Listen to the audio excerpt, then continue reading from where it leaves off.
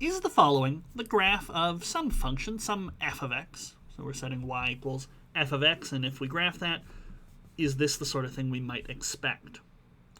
So when it comes to graphs and recognizing functions, we know to use the vertical line test, which says, well, if you draw vertical lines, okay, up and down lines, and they intersect this curve at most one point,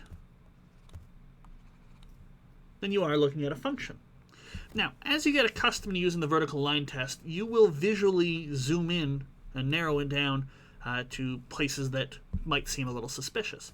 So, over here, very clearly it's a line. All my vertical lines are going to hit at most one point. Okay? Same thing over here. But what's interesting is what's going on here. Okay? Now remember, when it comes to reading a graph, an open circle means that your graph goes up to that point but never actually reaches it.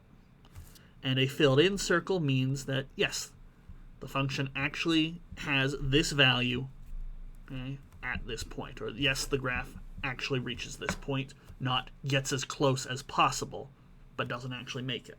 Okay? So open circles are not part of your graph, closed circles are. Okay? Just a little reminder.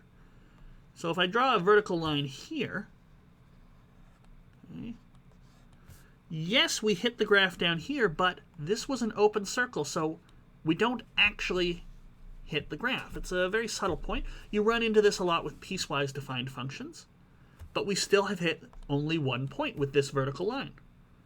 So yeah, all the vertical lines I've drawn, even the suspicious areas, have hit at most once. So yes, this is the graph of a function.